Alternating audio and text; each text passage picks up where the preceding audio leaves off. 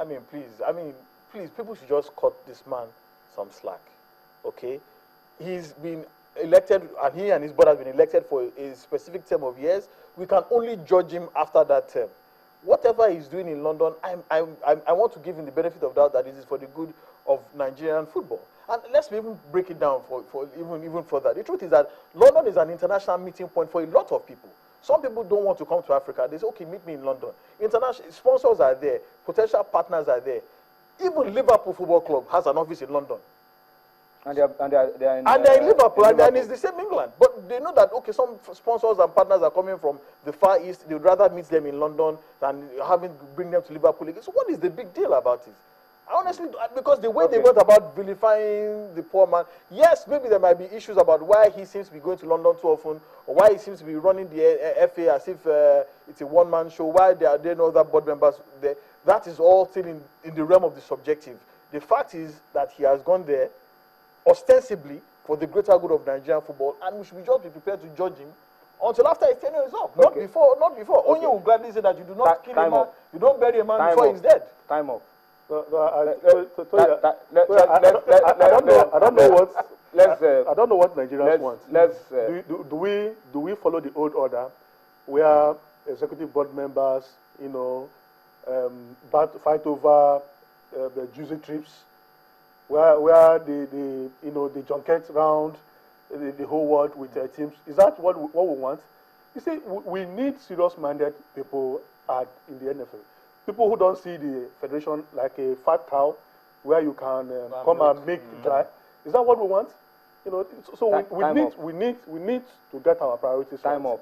And if this man did not travel to London, with the NFF picking the bills, then we can criticize him. If he went on his own, then I don't think anything. And the truth is that you cannot do everything by sitting in Abuja. Time up. You have to go around the world and meet potential sponsors and partners. Why is Tony trying to pigeonhole us? Taken. Let me read a few comments on Twitter. Chidebere Arua says, the best way to help the Women's League is to merge the female teams with the male. They can share benefits from the men. No, I don't know what kind of merging. But I think maybe, let me try to understand what he's saying. Maybe it's similar to what you guys are saying, that whatever deals you are getting for the guys, try to include the women as well.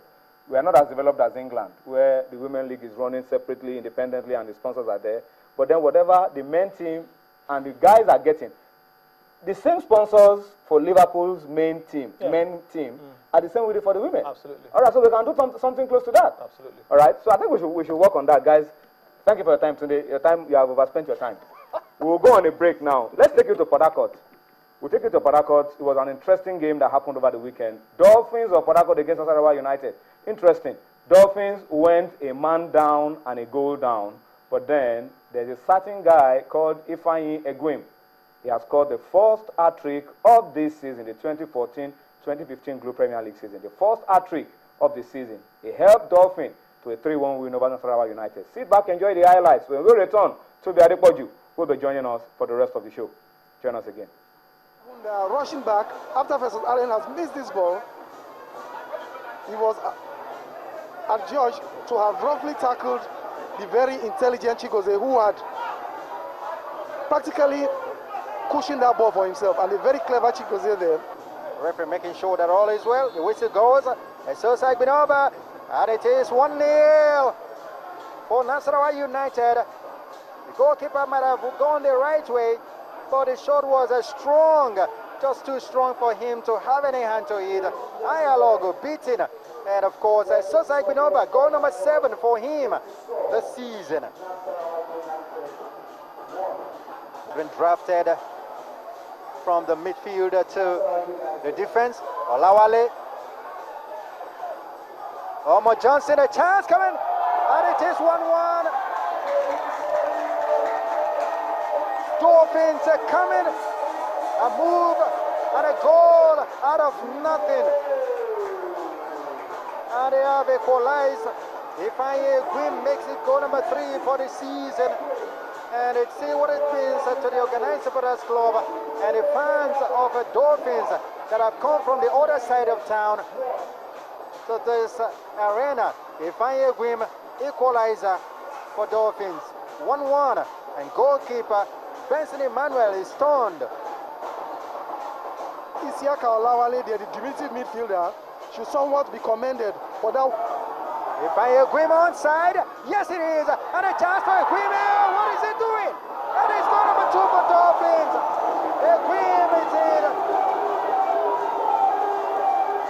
The national defense was caught napping. They were torn apart. And they just left Ifeanyi Eguime onside. And it has really punished them.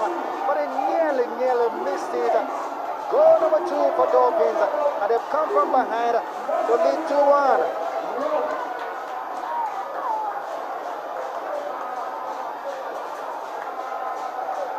Goalkeeper Benson Emmanuel.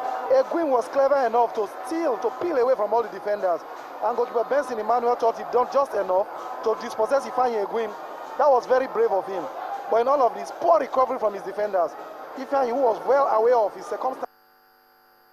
All right, so it was the Ifeanyi Eguime show for Dolphins over the weekend. They had a double header in Port Harcourt. Dolphins beating Nasarawa 2-1. And then Sharks beating Warri Wolves 2-1 on Saturday. We'll talk about those ones maybe tomorrow on the show. But Toby Adepoju has joined us now. Toby, first hat-trick of the season for Ifeanyi Eguime, and what a day. Yeah, I mean, it was great for him. His 6th goal of the season. First hat-trick of the season, also great for him. And I saw him against, top quality player. We must admit. Top quality player. He was massive that day. Good positioning. He was brave in his decision, and I think it was just his day. Omo Johnson also complimented his effort up front. Isiaka Olawale was just great at the middle of the park, and also Ayosaka with all the experience. It was a good game. We've already talked about Guma, talk about Dolphin.